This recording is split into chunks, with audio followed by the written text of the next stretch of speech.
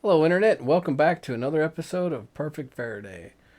Today, your host is the ever wonderful and always good looking George Merchant. And of course, sitting across from me is the just as beautiful. Jeremiah Evans. Hello.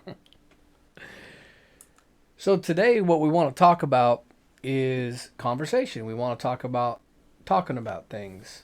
I think right now, with all the strife and conflict that's kind of going around in the world today, and what what people are facing in online chat, which we'll kind of get into, is not the same thing as really talking to somebody. Uh, the amount of strife and how it seems to have metastasized and kind of blown up and kind of pulled us apart, and how important conversation is, or a healthy debate is, in a healthy society.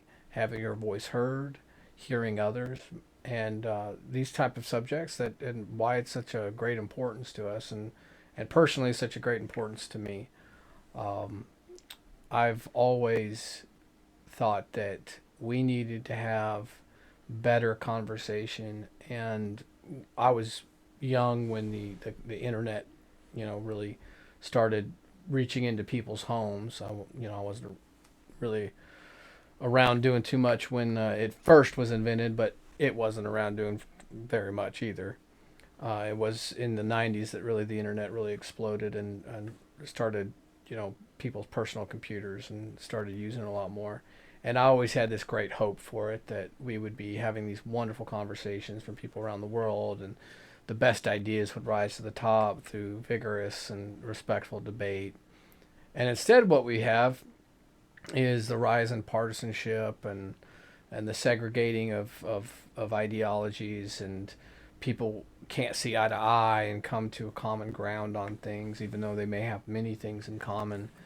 And we've separated ourselves, barely speak to our neighbors.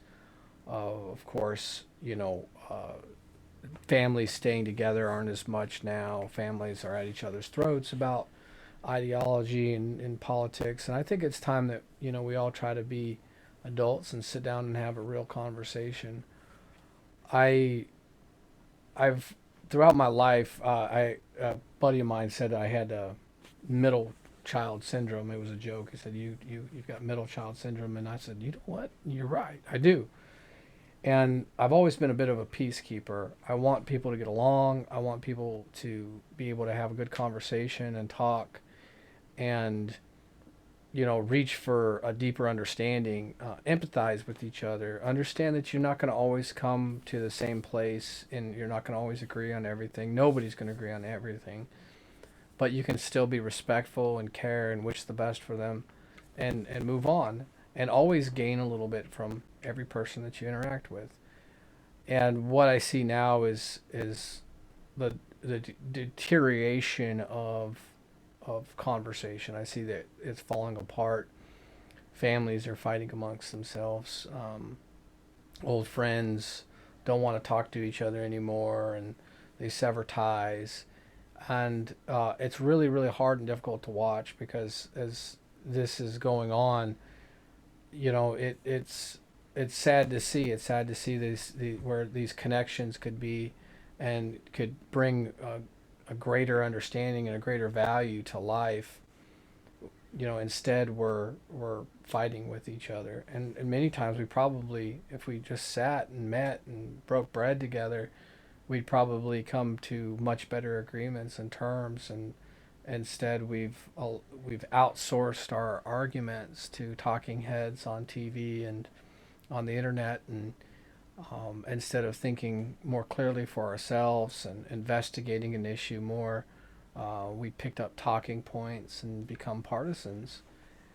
I hate to see it, because you know uh, politics have become a blood sport now, and we we've gotten to the point now where um, I would say we're kind of in this sort of fourth generational civil war right now, where people are and it's spilling over to the real world, where people are committing violence and threats, and not just threats but actual acts of violence against each other.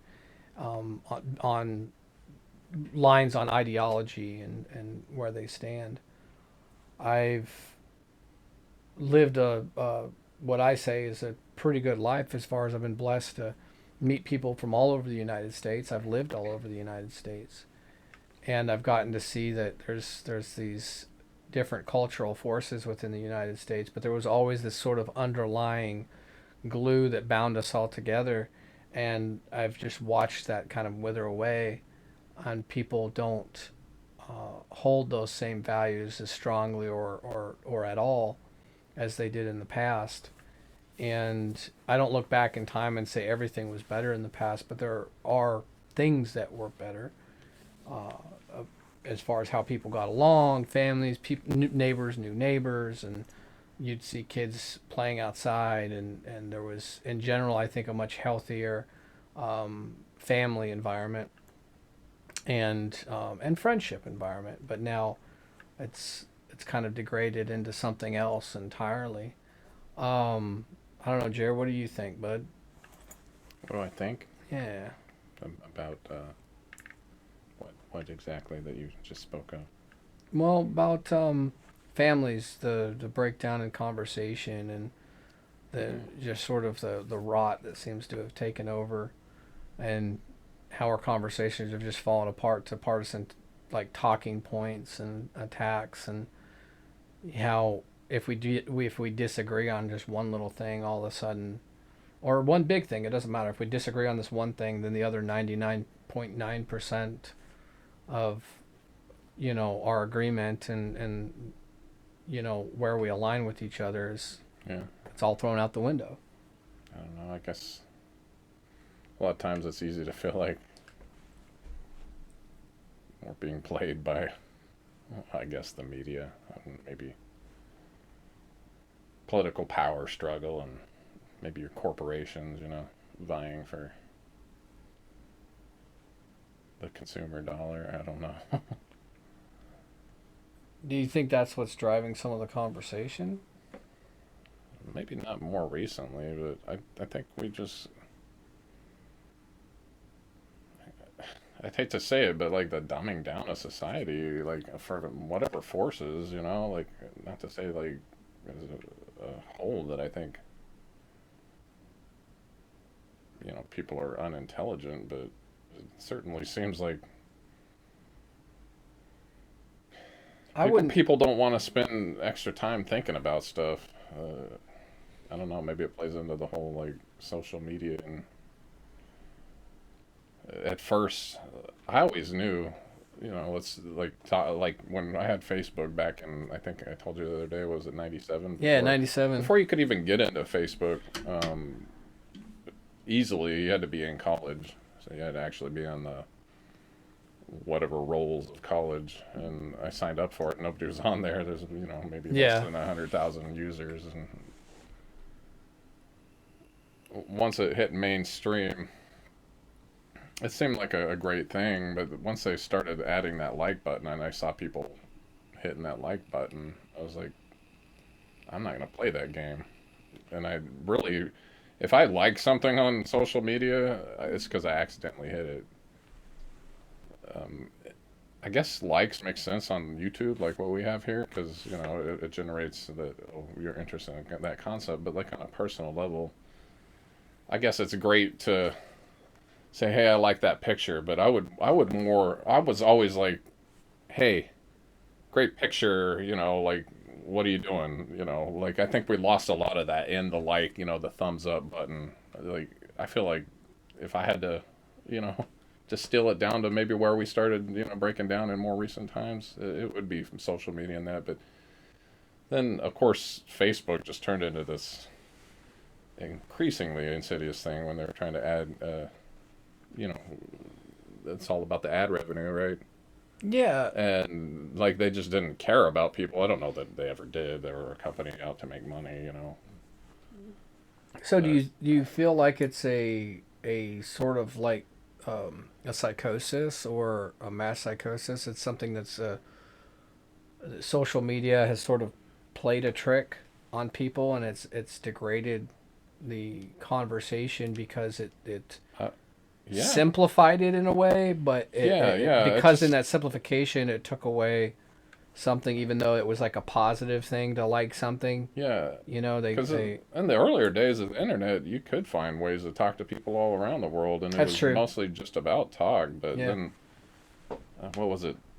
I can't even remember the name of. What were some of the ones that came before Facebook? Um. It was Oh. Oh gosh. MySpace, MySpace. and there Thank was you. like MySpace. LimeWire or Livewire or something like that. Yeah, I'm not too And there were familiar with more that. like blogs, like here's what's going on with me. Yeah. And I think people could comment, but there wasn't no like button. But Yeah. if you want my honest opinion, I think the like buttons, as funny as that sounds, like really kind of got people to where, people like to get that like button. It's a little hit a thing. I mean, I'm just as guilty. Like I want to know that when I put something up, somebody is seeing it, maybe Yeah. like thinking something, but I'd rather they, put a comment down and be like, hey, like that's a good picture. How you been, buddy? But people don't do that, and I still do that. Like I don't hit the like button. If I see somebody's post or something on social media, I will get in the comment section and be, you know, I think that's a put some. very. I think that's a very astute observation. I guess I probably didn't. I saw the manipulation, and I think I mostly focused on the manipulation, but I don't think I took it that far back. I think you've got a really good point, because I don't think I thought of it that far back as to the initial sort of like button, because it distilled down the conversation to a simple click of the button as to like, It's like I hey, see you. I agree with you. I'm gonna move or, on to the next thing. Yeah, Like, yeah, and then I can sit there and I can scroll through and quickly, like things, and yay you and everything like that, and then but you're also giving these like cheap dopamine hits to people. yeah, You know what I mean? And you're actually kind of like a little bit of a part of the problem, is that you're giving these people these cheap dopamine hits, like you're like a drug dealer on the other side, right? yeah, And you're helping them kind of get addicted to that interaction, but it's a very, very cheap interaction, yeah, right? yeah, It's not real conversation. yeah. There's no challenge to it. There's no like somebody saying, I mean, I kind of agree with you, but I don't completely agree with you. There's no nuance or anything like that. So if you don't take the time to actually message, because I remember the old message boards, and it didn't feel that way, and it didn't seem that way on the old message boards, and people would shorthand Yeah. stuff and everything like that, but like there Well, was and more once meaningful message conversation. boards started like relying on upvotes, which was your like button there. Yeah, like Reddit. Yeah, they became more caustic. It seemed like. Yeah. Or we got to downvote this person when they have a good point. Yeah, Just Reddit's garbage now. Yeah, like I haven't really played the Reddit game, but it was more like video game forums and stuff I used Yeah. to participate in, like fully participate in, and have discussions. Yeah. Yeah, I would And it was friendly debates. It was like the console wars back in the day. Yeah, But yeah. there'd always be like a troll that you could tell was like a troll, and it was funny to see new people like not know who they were. They were like the forum troll, and like just like play into their ridiculousness. Yeah, and I think that that's actually kind of important, is to recognize where these things are manipulating you and how they're manipulating you, and that you're playing into it. I think that's helpful. Like I go on these very long sabbaticals of social media, and the only reason I recently started doing social media at all was to re-engage, so that we could possibly do some advertising and stuff for the classroom, for the business. Yeah. So I was like, okay, well, I got to get back on social media and sort of engage a little bit in these maintenance groups and these technical groups, stuff like that, so that I'm not just some using them just for ad, but actually helping them out and stuff, be a part of the community and everything. And there's value to that. There's actually value to that. But what I've noticed is it doesn't matter what forum you're in or anything like that. It's going to end up in politics. There's like, no matter what. I mean, you could be in the industrial maintenance group or whatever, and you'll be like, okay, it's 3, 2, 1, you know, bam, politics. You know what I mean? It's like you don't have to wait long Yeah. before it's gonna pop up, and people are arguing and this and that. When did we become like a society about politics? Politics should be in the background. Like, why is it that it's the foreground of everything now? That's a I good guess because it question. directly affects people's lives, but the fundamental premise of government and politics is just to take care of society or whatever, and it Well, shouldn't be always in the foreground, well, like here's always the the point of contention. well, and that's the thing is that it's not just. I'm going to take it one step further. It's not just that it's politics. It's that it's national politics. It's that it's the federal level of politics. And I'm like everybody is in this blood sport of the on the federal level, right? It's the federal level of politics, and they're completely ignoring their communities, like what's going on in their community, what's going on in their schools, what's going on now. I do believe people are waking up now, though. I do see that now, is that people are kind of waking up and going, oh, that's what you're teaching my kids. No, I'm not having that. Or, and which is good, it's great to see. Would have loved for you to wake up a long time ago and been like, no, not in our state. And the same thing goes for any of these things, because you have these cultural blocks and everything across the country that kind of think, and that's why we have a federal system, is that we have a federation of states, and each state has their own governments, and they govern the way, and then the counties and stuff, so on and so forth, so that the power is distributed throughout the country. The the the federal level, DC was a backwater town. Nobody for years, like nobody cared anything about Washington. They ignored it. Washington D.C. was just some backwater town that nobody cared about. Like it was nothing, because the federal government really wasn't that big of a deal. It was like, hey, you guys are really exist to make sure that people aren't taking advantage of us in international trade. You guys oversee the military if we have any sort of outside threats, and we need to all band together. But everything was done in the states, and then even further down at the local levels. So people actually had to engage, and they had to pay attention, and they did pay attention to their local levels, and information didn't travel as fast as well. Now all the oxygen in the room is being sucked up by federal level politics, and it's Yeah. all about what can the federal government do for me, or how is the federal government screwing me over. It's not about, like, okay, what's going on in my state, in my county, you know do we have a drug problem here? Is there something we can address there? It's like, and everybody wants to try to address things from the federal level, and they don't fix anything. They don't fix anything. It's always these giant spending bills that we end up further in debt. We have inflation through the roof, and we're stuck arguing over like the federal level. And I'm like, everybody's missing the point, because we can't have a good conversation. We can't even have like a good, meaningful conversation with our family and friends and say, hey, look, I know we don't agree on everything. We're not going to agree on everything. But let's sit down and have a conversation. Like, we live next to each other. Let's not let our houses burn down, right? Let's try to, because it's in all of our best interest to work together for a better community, whatever that looks like for you and stuff, and a better community, in our area. We want to do good. We want to make sure the kids have a good education. We want to make sure that there's good jobs and so on and so forth, and a good structure for business to invest, and to bring new business in. But the way that things are going, everybody's stuck on that, way up here, stuff like that, instead of the thing that's right in front of them. And I feel like we've sort of outsourced everything. It's like we've outsourced our discussions to a single click, and like you said, like a thumbs up. I mean, I think that was a very good point. And I'm I'm at a point now where I want to have real conversations with people.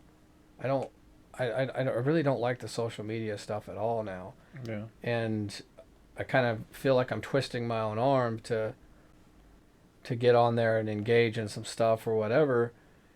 and I have a very different attitude about it now. A very, very different attitude about it now. Like when people attack and everything like that, because people always misunderstand me. They always misunderstand me. I can, in the same sentence, I can say Biden did this good thing and Trump did this good thing, and I'm going to get attacked.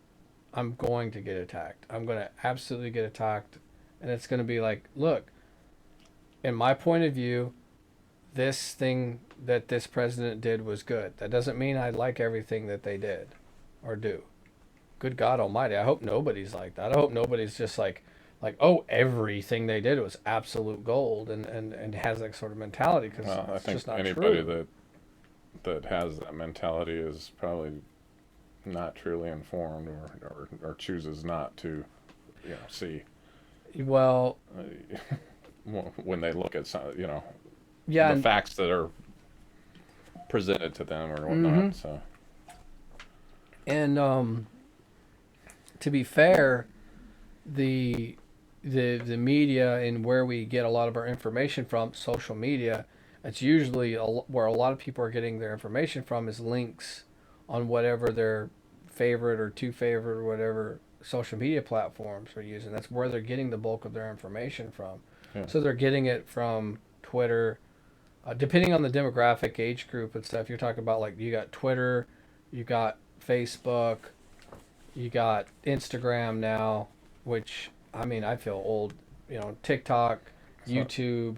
These are not social media platforms so much, but that's where in a way they are, and that's where you get a lot of your news from is from these different platforms that actually will push, which we discovered through the whole pandemic and recent history, and their stifling of certain factual news things, and then their promotion of things that were outright lies, and you realize like, okay, well, this is all being manipulated one way or another depending on what the view of the day is, you know um, and I know I'm going to be attacked for this saying this, but everybody's blind support for Ukraine absolutely makes my stomach flip. I'm just like, it's one thing to say I I feel bad for the people of Ukraine. yeah. I don't want them harmed or hurt. If I was gonna say anything, I would say I stand in solidarity for the civilians of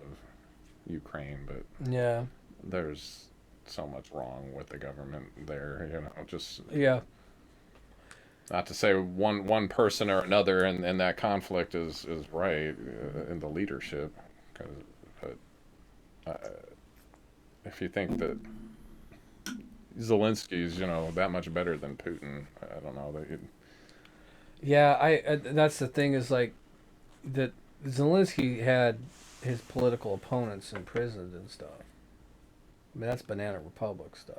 Yeah, I mean, that kind of thing when you look at it, and then it's been long considered one of the most corrupt countries. It has all kinds of warnings from the Department of State about it and everything like yeah, that. But we're just gonna put on blinders, yeah. and they have actual Nazis. They have actual Nazis, not like some of the fake ones and everything that they try to pretend, or you know to make a one side look bad or whatever.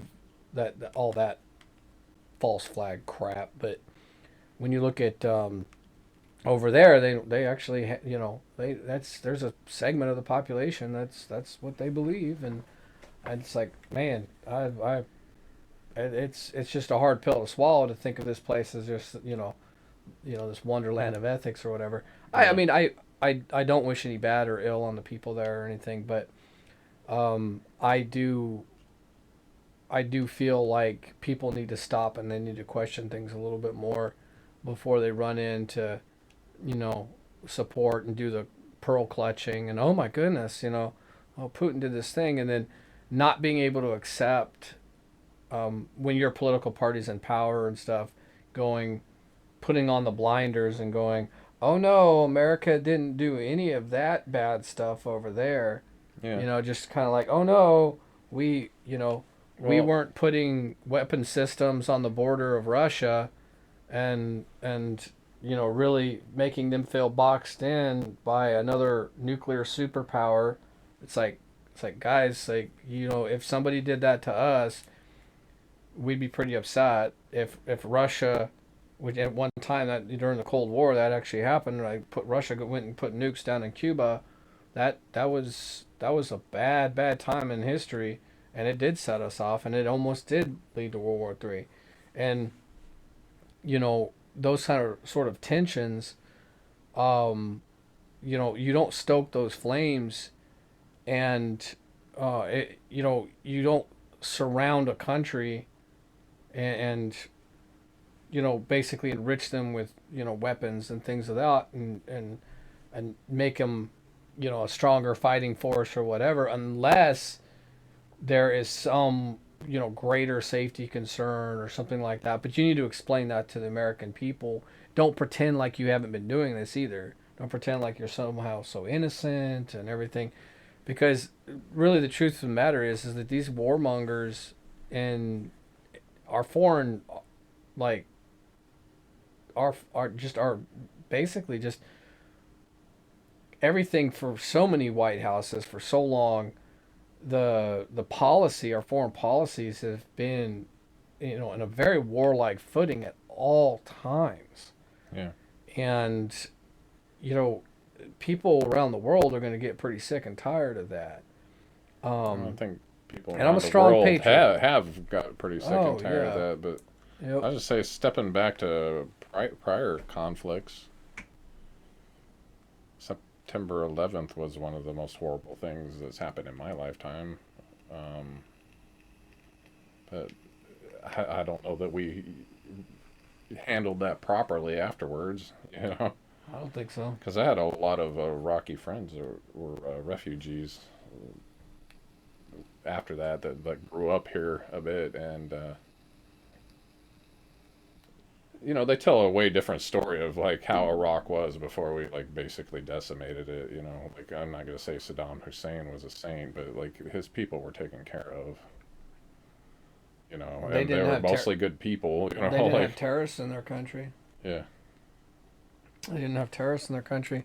That that vacuum, like, people don't understand a lot of times war stuff, and the power vacuum that's created, and the chaos that's created, that other people that have the will on the means can take control by force in that vacuum. Because you know we don't have enough people. We can't send enough troops to go secure. Like, we can pretty much take out just about any country in the world, through our superior firepower and stuff. But we can't hold it because it takes boots, it takes people, yeah, and there's not enough troops that are that can do that. And the deployments got longer and longer. I noticed that as well. I remember talking to Vietnam vets about how long their deployments were, and then I was talking to like my brother-in-law and stuff, and how long people were spending in Iraq and Afghanistan, and those things just kept getting longer and longer, and it just showed me, it's like, look, we're stretching out too thin, you know, and these guys' deployments were much longer than, like, the Vietnam era deployments were and stuff. And yeah. somebody can correct me if I'm wrong about that, but from what information I gathered, that was what was going on, and I was like, wow, these deployments are getting very, very long, and these guys are coming back and then turning right back around and going back and over again. And Yeah. I just, going back to really what we're having this conversation about, is having a conversation. I think it's time for us to have a national conversation, and we need to strip the federal government of a lot of their powers. And I think that we need to have a conversation, because if we don't, Well, I think this is going to degrade into more of a war, more of a civil war, and it's going to it's going to turn into a hot civil war. I think we need to roll back to more what we had, in the sense that the separations of power. Because there's such blurring now. Like the Yeah. separation. Like, when was the last time we actually declared war? We didn't even declare war in the Iraq War, right? It was a conflict, even though it was a retaliation for something done against us. And was it Bush that was able to just say we're going over there? I'm not entirely sure on that. We didn't vote on that in the House, because that's the purpose. One of the jobs of the House of Representatives, if I'm not mistaken. Yeah, but they don't want that on the record. They don't want to be on the record for saying that, and that's part of the problem. In the past, yes, the president could take emergency action, but he couldn't have a long conflicted he couldn't have a long drawn out process. It was like, look, if he needed to immediately respond to a threat, he could respond with the military to a threat, but it wasn't like okay, we're gonna do all this stuff and then not vote on it or whatever. Congress had to vote on it. It actually had to be, you know, So what is lost there? what's lost there is time for them to sit down and debate. Well, there's that, but You no, know, what is lost there? The choice of a nation as to whether they want to go to war or not. yeah, Because the House of Representatives is supposed to like. and they're gonna hear from their constituents. Yeah, exactly. They're supposed Yeah. to speak for the people, but if you're like, oh, it's not on us, like we need to do this, the president, Well, like for example, like the weapons of mass destruction that were supposedly in Iraq that were never found. Um, I think a lot of us probably accepted that narrative to a certain degree that there was these WMDs. Yeah, I remember thinking the same thing, and Yeah, just being so full of hate, for somebody I didn't even know. But once yeah. I started actually knowing people that were from like the Middle East, and that was probably within the last 15 or 20 years. Like they're really good people. They want the same things as us, but like there was a time when people like hated on them, and like I was angry in the moment, But I think like understanding of something you don't know, like well, learning and understanding of something you don't know, like can help you be better at communicating or Yeah. having a larger world view on things and not just getting so angry. Well, shout out to Glenn Greenwald on a lot of his coverage of that and opening up people's eyes. He gets mercilessly attacked now because the right attacked him then, the Republicans attacked him then, and now the Democrats are attacking him now. And I'm like, no, guys, I think a lot of people are missing the point. He just tries to follow the truth, and I'm a fan of his work. Um, I I struggled even then. I remember the narrative, and I'm like, well, maybe there are these things in there, and I wouldn't be surprised if there was, because Saddam Hussein was, you know, Yeah, terrible bastard, yeah, he was a dictator. He but wanted what I he wanted, but yeah, but the to go into and there's a lot of countries out there, and I'd say there was worse dictators, and we didn't go in there, and I was like, why are we if we got attacked out of Afghanistan, why are we attacking Iraq? That was kind of my thought process. It was like, why are we messing around in Iraq if the threat's over here, if the threat's over in Pakistan or Afghanistan? He was, hopping across the border and stuff like that. Of course, he was, moving around. But um, if Al Qaeda was this problem, because Al Qaeda wasn't a problem in Iraq, it wasn't a problem in Iraq. So if Al Qaeda was really coming out, mostly their base of operations was out of Afghanistan, what are we doing in Iraq? yeah, And it's like, why are we invading this one place? I was like, Afghanistan made sense to me. I always struggled with Iraq, and it definitely shifted my view because I used to be more hawkish. I wouldn't say shifted my view. I'd say I became more informed. Because I never wanted to go into a war without good reason. yeah, Because people die. There's a lot of suffering, and people, not just on our side, not just our troops, but innocent people and civilians in these countries as well that are just, good people that are trying to raise their kids and have a family, and their cities are bombed out, and things get destroyed and people starve, and it's just, I mean, you look at like Syria, it's like the worst humanitarian crisis in decades, and it's just this constant time of war, and I'm sick of it at this point, and I really want us to sit down and have a real conversation about these things, and logically, and let's stop blindly following like the partisans and everything.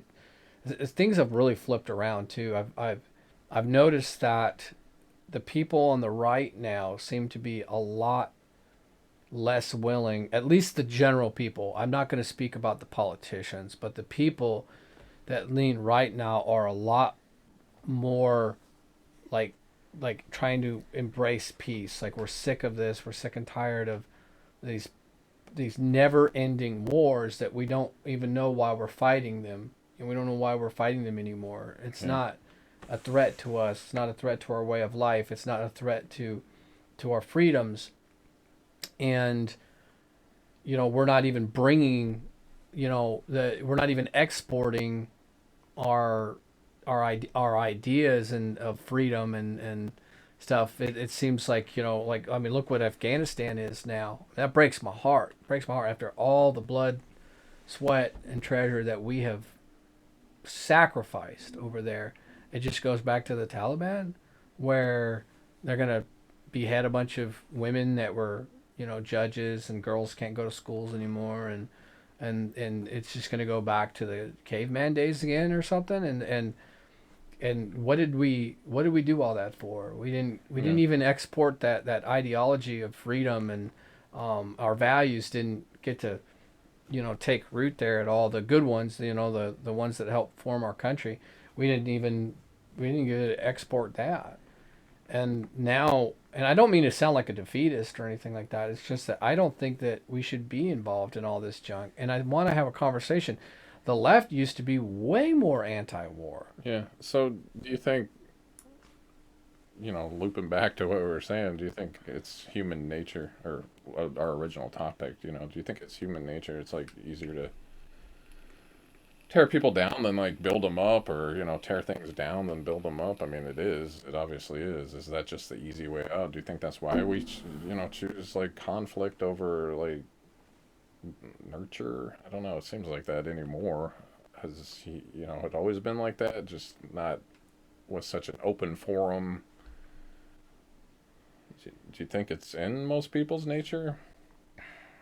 Get rid of that which I don't understand, or like, knock down that which I see as less than me. I think there's some of that. We fear what we don't understand, and then that fear turns to anger. Okay, because it's the base lizard brain, right, in us, that we fear that which we don't understand, and then we become angry because you don't want to stay in that state of fear, because you want to take some sort of action. It's a good survival instinct. It works in nature, but when we're talking about things with more nuance and that's more complicated, it doesn't serve us well. What serves us better is to try to understand that which we don't understand, right? Yeah. It's better to say, okay, but that's not the why? easier way. That's not the easier way. It's much easier just to be like, well, I hate them others, right? And that's the conversation. That's the same thing that goes on. So the bigotry that, and that's really what you're really referring to, the bigotry that we have rising in our country now is not one of race or culture. It's of ideology. And I'd say class too, but that's and probably yeah, in always class, been, yeah. And what we have going on is this, we have these class divides, but we also have this bigotry of like othering people. You might as well just be, you know, being racist or sexist or misogynist or whatever you want to call it, all the ists or whatever. Or misandrous. Yeah. Did you know the misandry is when you hate males? Oh, okay. I Thank don't you. know if you ever knew a word for that. Like, Yeah. I didn't, because we're always talking about misogyny, but Yeah. how often do we talk about, hating of men? Yeah. And that's very much a thing now. And I look at this rise in bigotry and othering of people, and I think social media has a pretty big role to play in it. But how do you break that down? How do you get rid of that? You have conversations. How's was it Derek? Gosh, I can't. His name is missing my mind right now. Veritasium? The guy that Derek, no, the guy that is a black man that would go and talk to Klansmen. Oh yeah, I can't remember. And he got a bunch of them to leave the Klan, and these guys would open up, and they you know why? because they had a conversation. Yeah. Nothing more. He didn't offer them anything. He had the conversation with them, and all of a sudden they were like, this is a human being just like me. Yeah. You know, not exactly like me, but with very similar wants and desires and goals in life. And I mean, that's how you break through. That's how you let go of the hate. Yeah. So I think I'll definitely want to do a whole nother episode about it, but I think something we could challenge people to do, and I do often, is to face your fears. You know, just desensitize yourself to fear, I guess, is the best way I'd say. Like, because that's like a good thing to desensitize yourself to, because like you shouldn't hold on to fears. yeah, Like, they're healthy to react in emotion, but when you let fear control you, it's just not. You're not going to make good decisions. You know. well, yeah, Like your ever waking thought. yeah, If you let exactly. it control your ever waking thought. So. Well, it's like if you're afraid, it's hard to make good, sound decisions, right? Yeah. And you might strike out and be self-defensive and everything, but it is good to face your fears, and that includes all these people are different than me, or you think that one of your family became a right wing or a left wing nut or something like that. Have a good conversation with them and understand that they're not going to agree with you on everything, and that's okay. And that, they probably still want, or in their mind and in their point of view, they want what's best for people, right? Like most people do want what's best for their family and the people that they care about. And if they ever cared about you, they probably want what's best for you too. Now, in anger, they may say some very hurtful things, and they may not act like that.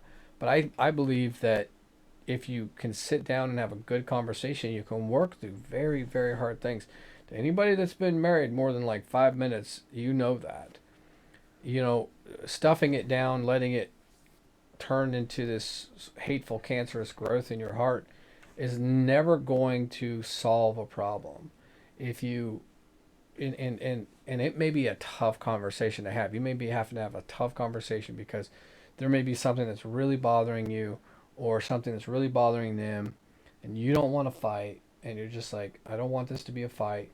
Don't make it a fight, make it a conversation. Say, be like, look, I know something's bothering you, or this is bothering me, and I want to have a conversation, and I don't want to turn it into a fight.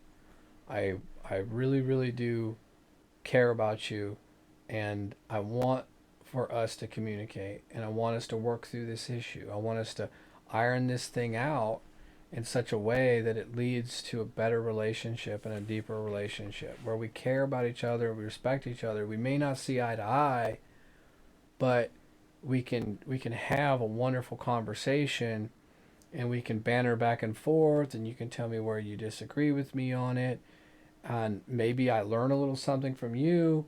But in the end, I still care about you. I still want you to go on in your life and achieve your goals and find peace and happiness and growth and live a wonderful life instead of being miserable and angry and striking out and punishing those around you.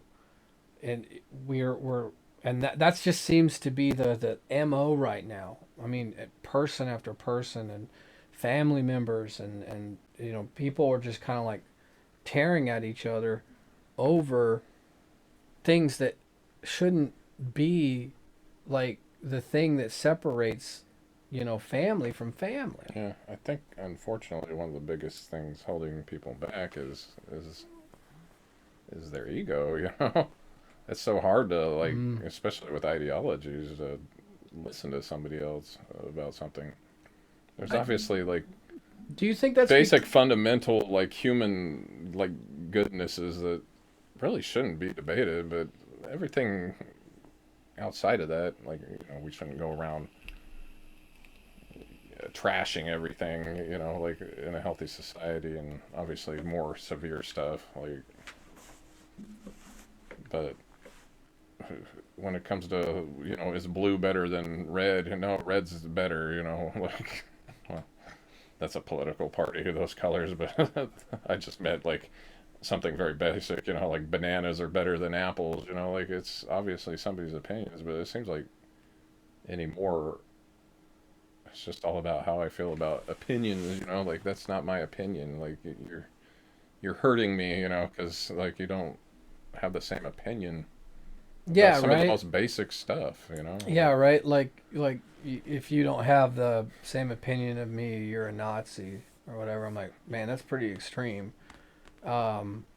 I really believe that we can connect and we can reconnect if we start respecting that Yeah. other people like bananas and other people Well, like apples, and well, that's guess okay. guess what, George?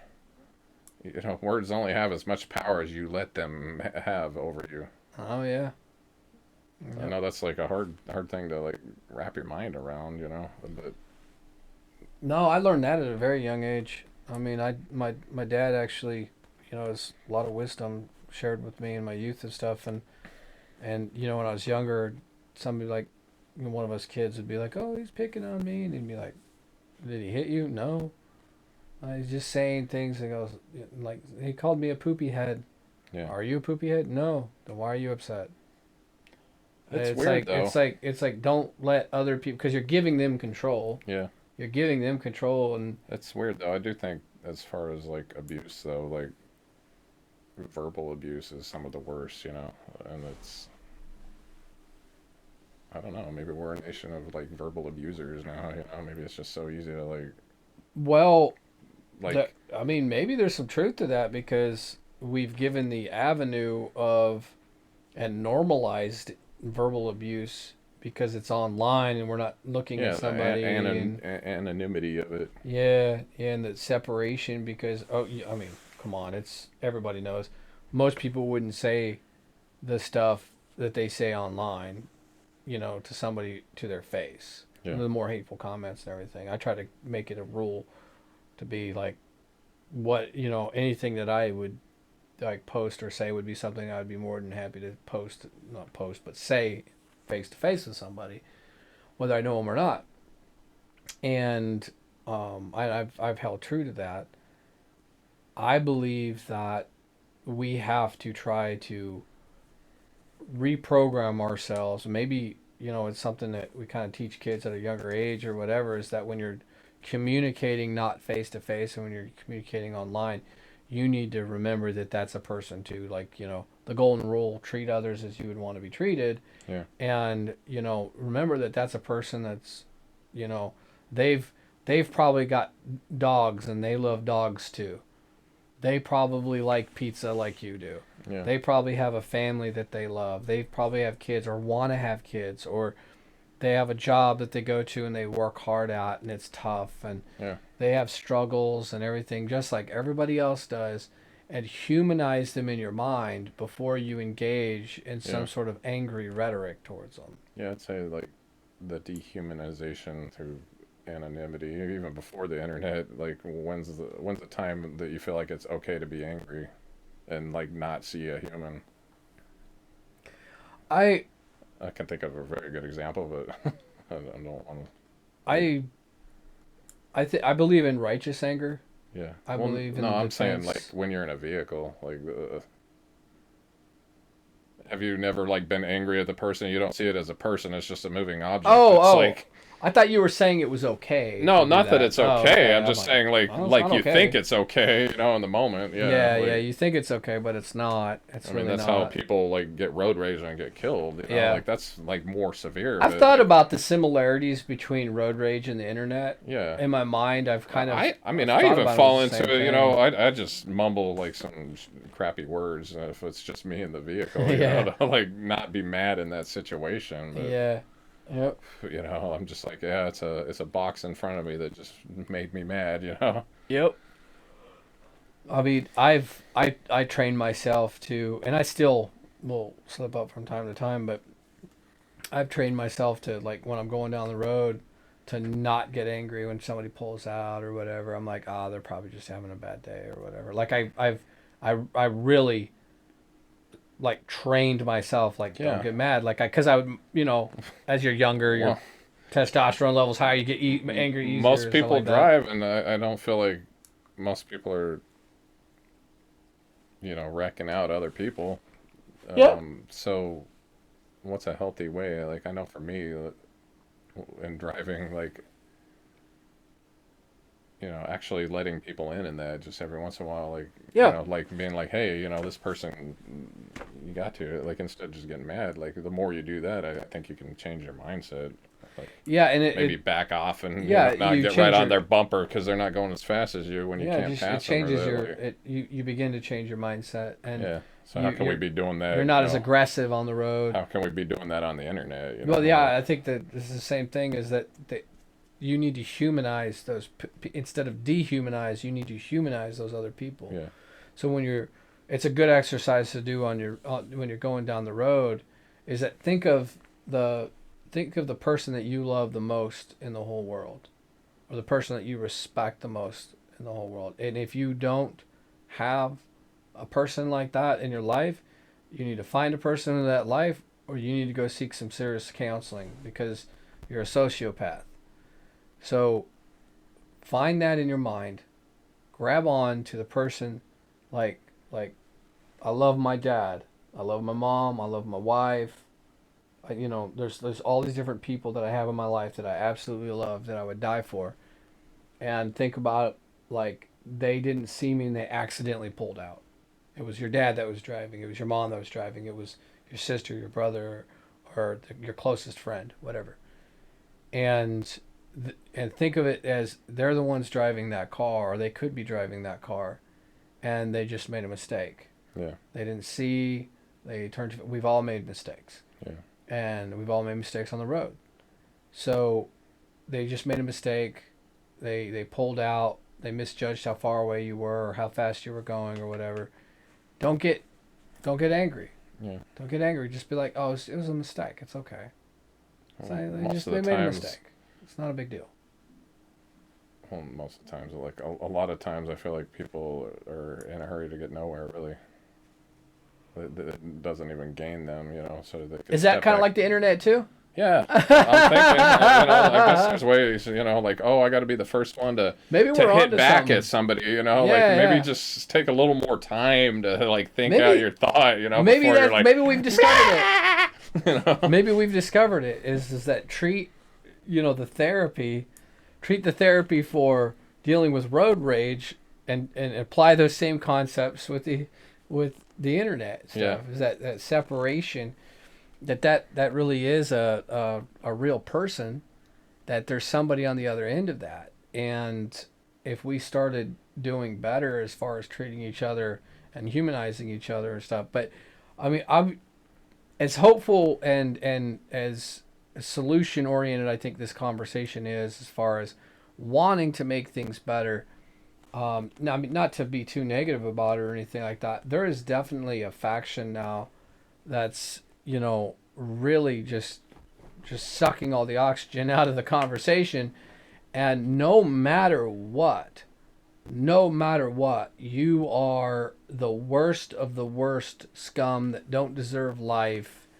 That, I mean, it's grotesque, very, very grotesque. And if you don't agree with them on everything, yeah, and I think with what we have to do with people that are caught in that is that we have to quarantine them. We I don't think the homogenization of anything is ever a good thing. You need diversity yeah. in anything. Like anything I can think of. Yep. You can't make everything exactly the same or nothing.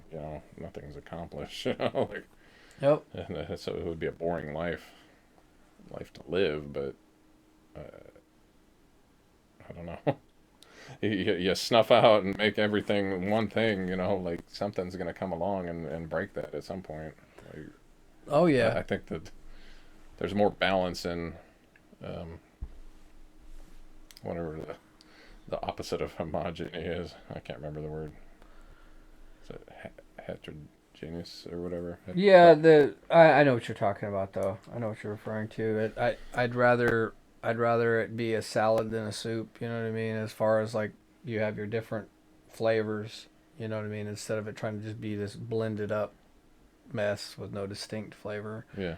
And I don't I like to hear from people's logical views, like how they came to that point and why they think that. I don't want to hear another political parrot. I don't need to hear talking points from the left. I don't need to hear a bunch of people screaming about, the way I should live my life and how I should say talk to people and the pronouns that I should use and all of that garbage.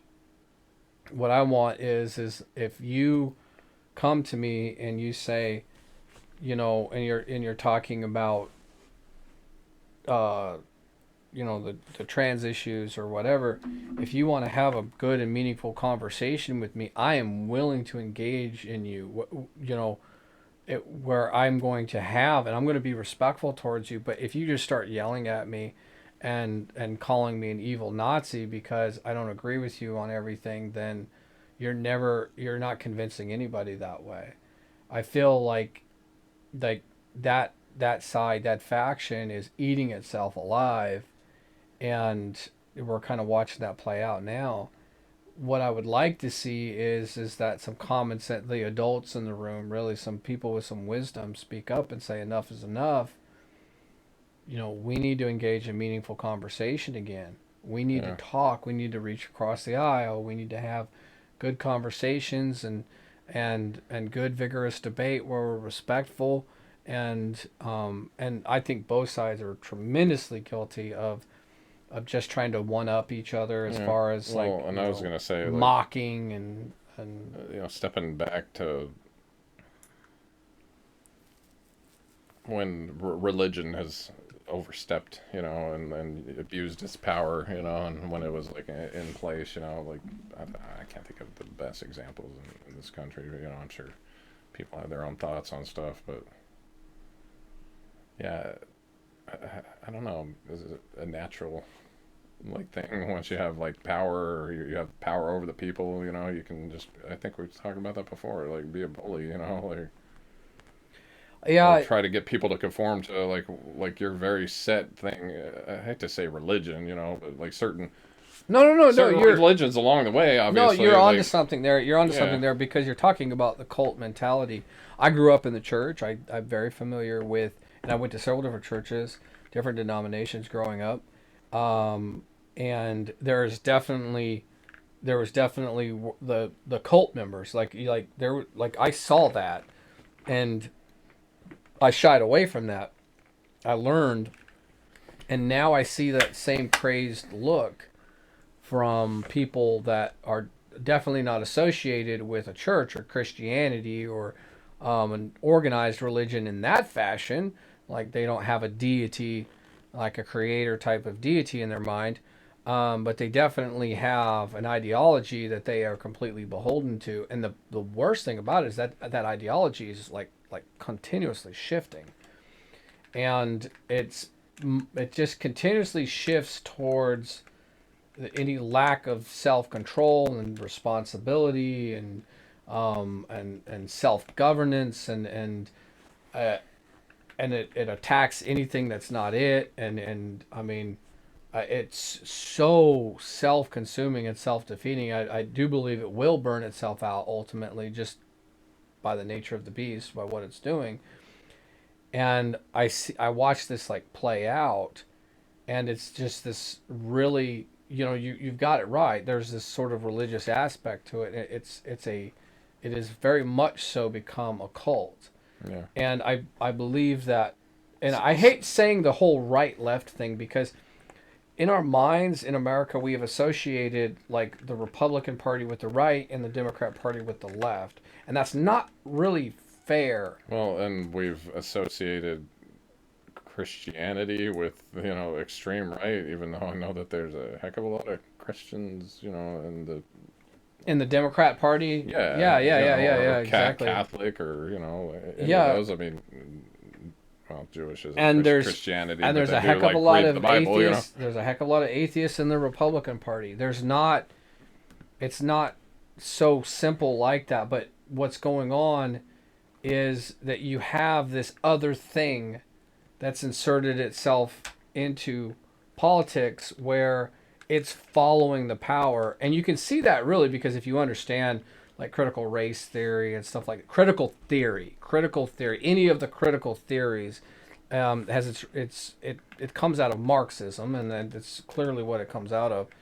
You and if you know your history about these things, it's always this sort of self-defeating thing as it plays out over time.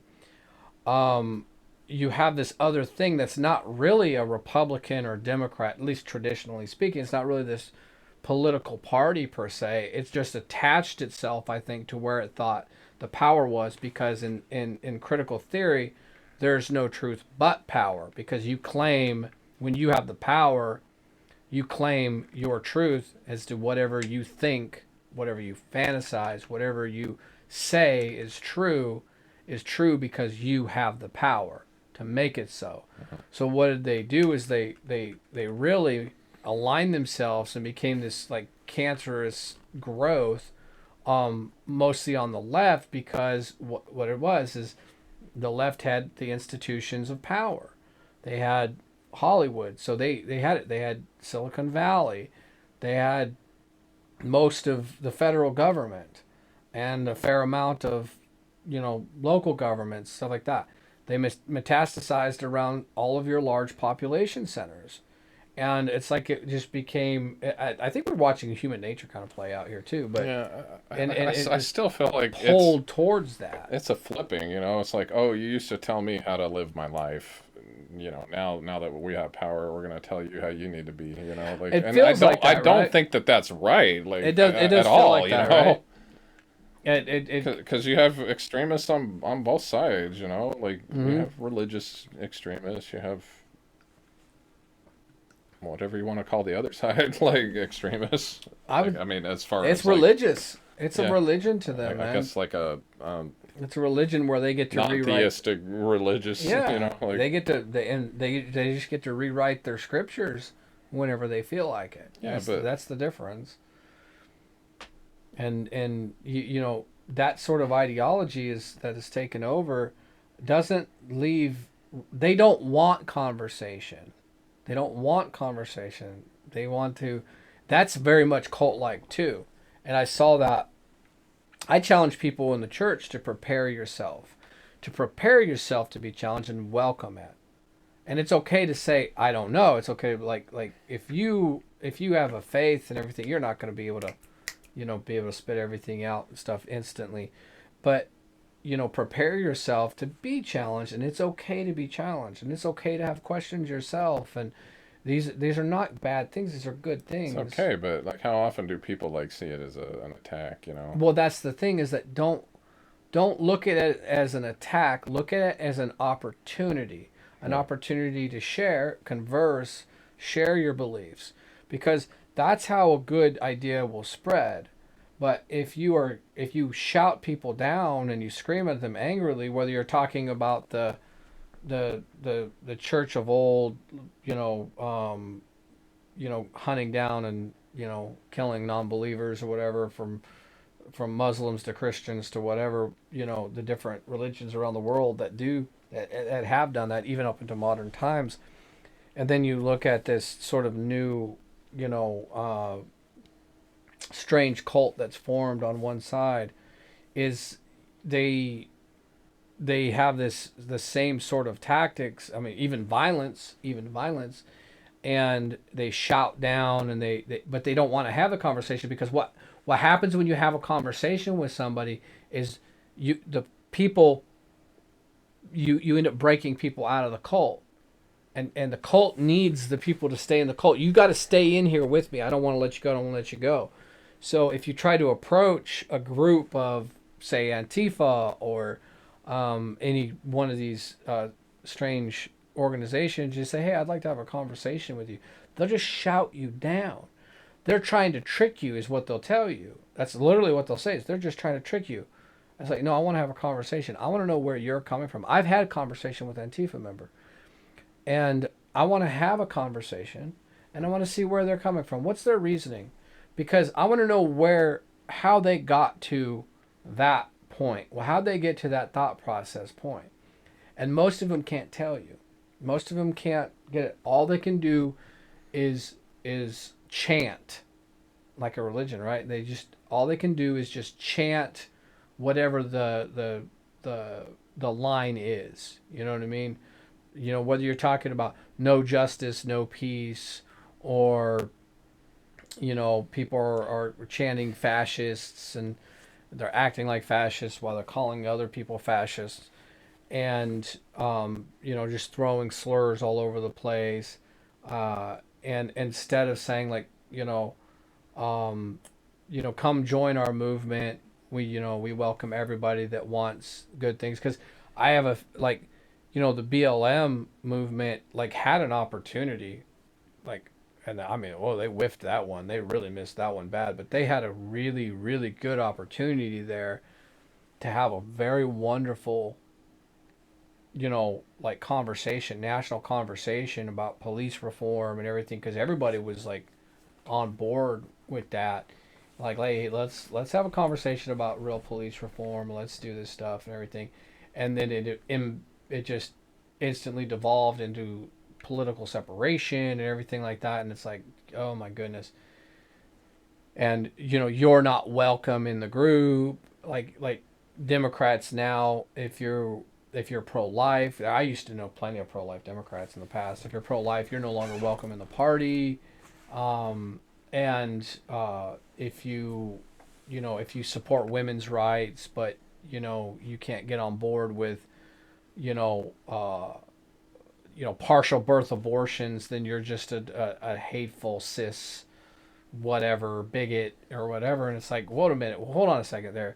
You have somebody that's an ally, and I'm not saying I personally agree with that stance or whatever, but you have an ally there that says, look, I want to fight for the right for the woman to choose, but I just can't get on board with like partial birth abortions, or I can't, because in their mind they're like, there's a baby there at a certain point. At a certain point it's a baby. At a certain point it's a life. It's a living human being, and every logical human being would agree upon that. Like there's a certain point I exist at some date stamp, you got to say that's a human being.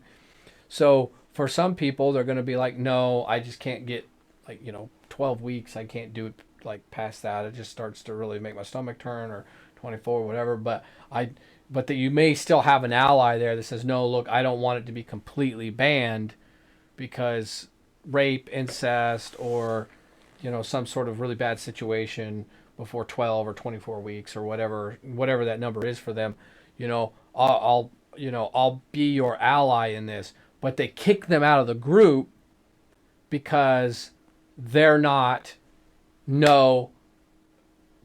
full, like the baby's already born, we're still going to call it abortion for some reason, like all the way to that term. And for all those people out there that say, "Oh, that doesn't happen," I was gonna say I would imagine as a percentage it doesn't happen. Good God, I would hope it would be a very, very rare occurrence. Like, my thought on but that too is I wouldn't even want to know, because like that is a very private thing. Yeah, that is a very private thing. Like abortion is a private thing. It really should be between the woman making the choice, and I mean it's a hard choice to make. I can't even imagine, like, unless, like, again, like you said, somebody's a complete psychopath or whatever. Yeah. Like, that's a really hard choice to make, because I would hope it would be. Yeah. I would hope it would be a very hard choice. And it doesn't need to be broadcast to the world, whether, like, it's a good thing or like a celebratory thing or that. Like, it needs to be a very private thing. We need to, like, come together and figure out. Yeah. Yeah. And, both parties claim they respect life, but yet, well, I shouldn't say both parties. I'm falling into that, but it's a very like nuanced discussion. But it is a nuanced discussion, and the only reason I said that because there'll be people that claim that doesn't happen, and I'm like, hold on a minute now, that's exactly what they were proposing in Virginia, like, and people, you Well, guys can look up the videos I yourself, and yeah, the governor was having that discussion as the baby will be born, it'll be made comfortable, and then the the the doctor and the mother will have a conversation, and I'm like, what? yeah. What? Well, I mean, I'm like, that's. I mean, that could have been a guy that I'm just sorry. really I'm didn't not know a how to. bigot. I'm not a bigot because I'm saying no to that. I'm not a bigot. Now me, I'm to be honest with the audience and everything, I am pro-life. Okay, but I have always said, I'm decidedly pro-life, but I have always said that if I couldn't go and put the handcuffs on somebody myself for breaking a law, it's not a law I will support. Okay, so I cannot criminalize a woman that's been raped or molested, or well, I guess that would just be rape, right? I cannot I cannot criminalize if that young girl, that young woman went and got an abortion after a rape. Like, I couldn't go be the guy that went and put, people need to use that standard, really. I couldn't be the guy that went and go put that handcuffs and say, "Listen, Missy, you did wrong. You're going to jail because you had an abortion after you got raped." So, because when I was younger, it was safe, legal, and rare was the whole thing, right? Yeah, and And that's what I've always like so the people would have that prescribed to. conversation with me, and I'd be like, I'm pro life. I'm pro life.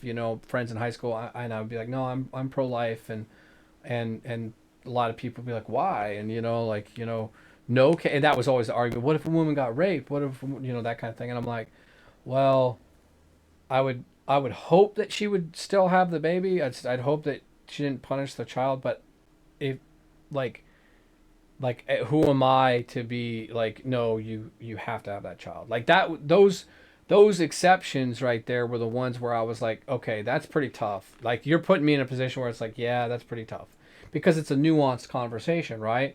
And then I'm like, okay, well, I can certainly give on that. But the number one reason for abortion now is basically convenience. It's just convenience. That's all it is. It's like 79%, 80% of it or whatever. It's like a convenience thing. And I'm like, not ready to have a kid or whatever. And I'm like, that's, to me, for me personally, I that's just something I can't get to. And all the women that I've known personally that have shared with me, and from a very young age, I was exposed to shelters. My parents ran a rescue shelter and stuff like that. I got to talk to battered and abused women. My mother was abused, and I um and my mother did have a child out of rape. She was There was a conceived child out of that and stuff, and she's decidedly pro-life. And when I look at these things and stuff, and in that case, I had to go like, would I tell my mom no to that or whatever? And I was like, no. But every woman that I've ever talked to, every person that has gone through this procedure, when they sit one on one with you and they talk to you about these things, they have deep, deep, mournful regret, like looking into a well of sorrow. And if you have empathy, if you're an empath and you're around somebody like that, and when they get to talk, if they talk to you about that, the sadness, man, the deep disturbed sadness of that. And when I hear people celebrating it, I'm like, oh my gosh, you have no, you just don't know. And somebody to go and get one and then act like they're all okay and everything's all hunky dory and stuff like that. I'm agreeing with you that it needs to be one of those private conversations, not something that's out in the, celebrated and everything like Well, that. I'm like, my it's my experience gross. with abortion in my life after it was introduced to me, like I just have a respect for life, all Yeah. life. From the Mm-hmm. tiniest little animal up to the biggest Yeah. animal. So it's hard for me to just say, it's a tough decision. But for me Yeah. personally, like if I was a woman, I know that like I would probably fight to have the baby, but I'm not. So like I can't speak for women. I can support somebody, but I've been approached twice in my life. One time for the money part of it, for somebody I like barely knew, to get an abortion, and I'm like, okay, like why are you bringing me into this? Like, It's a private matter. yeah, and I have a respect for life. Was I would it- never make that decision. And was But- it the man or the woman? Well, it was the man both times, but Yep. in the one or in both instances, the second time they weren't asking me for money. They were just asking me for an opinion, that my opinion for whatever reason. I guess because I talk to people, but both times, like, I was called a right wing, and I'm like, like, conservative. I'm like, bro, like, it's her choice. For one, I told both of them. I was like, you need to let her decide that. You don't need to try to force it on her. Yeah, and Oh my God, And I'm you're- a misogynist, right? and you're the misogynist, and you're the right winger. Or I'm making it about me when I discuss this. When people like want to bring up the topic to me, like, okay, don't ask me about abortion. Like, if you don't if you're not want going my answer about it, you yeah, know, exactly. Because me and you differ on this, and I respect your point of view because it is a contentious, hot topic for sure. And I didn't know our conversation was going to go this direction, of course, but I love it. I love being able to have these hot topic discussions, these things that people get really fired up about, and us to have a respectful conversation about it. I really do, because me and you do differ on this a little bit. In my mind, we differ on it, quite a bit. But I've respected your point of view because you've explained and said that you respect life, and and I've explained my point of view to you, and my personal story and journey, and it helps to humanize, and it helps to go like, okay, I see where they come from. I see where they're coming from with this idea. When I'm just gonna say it, when some blue-haired nut job is just over there, and you can't even get a word in, and you can't have a conversation with them or anything like that. How do you expect me to understand where you're coming from? How do you expect to win people over? Because that matters in the battle of ideas. Because if you're going to make a debate for it, you can't just simply say you're a misogynist, you're a right winger, you're a this or that or whatever. By the way, for the record, I'm not a Republican. And and I've had to tell people that like many times. Yeah. You know what I mean? I'm just like, I'm not a Republican, and I sit there and I think about these things in nuanced ways. I'm not just like straight down the line like, okay, I'm going to go with this party position on this thing. I'm done with the cult. I care about my family. I care about my friends. I care about my community. I care about the businesses that we support. I want them to do good. I want their employees to do good. I want what we do to matter. I do not want us fighting with each other and separating each other over these ideas and not being able to have conversations with the other and meaningful conversations with each other, and tearing this country apart because we can't even communicate. We can't even like get an idea across or anything like that. And I know this is a very hot topic. I know this is a very emotionally charged topic, and people get all bent out of shape. And I mean, it makes me sad. It really does, because like these positions are nuanced, and it feels to me more and more every day like the people that have nuance in their position are getting kicked out of the left. Like they're just booting out anybody that has any kind of nuanced position at all, because if you don't subscribe to the pure thought of the day, whatever that is, because that keeps moving, and that's why I say it eats its own, and you just keep getting rejected from it or whatever, and I'm like, holy crap. Well, I think people have always hated, especially in political party independence, but like in thought, independent like thought, because you might be right. Yeah, you either have to be black or white. There is no gray in life, even though literally everything in life is like not absolutely this or absolutely that. Yeah. There's that's true.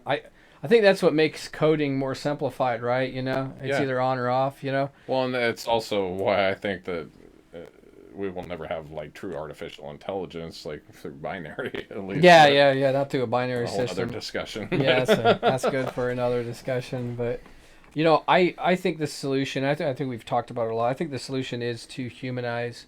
Let's start by doing the road rage exercise online. Let's start doing the road rage exercise throughout our lives. Let's start thinking about people as like in your job that you don't like and this or whatever. Is that's you know, think of them like your brother or your sister. Think of them as somebody that you really love, that's just having a bad day or whatever, and let's start humanizing each other more, so that we can work into start having these conversations and really listen to each other. Our attention spans are just destroyed, and that I'm not just picking on the young ones here, but the our attention spans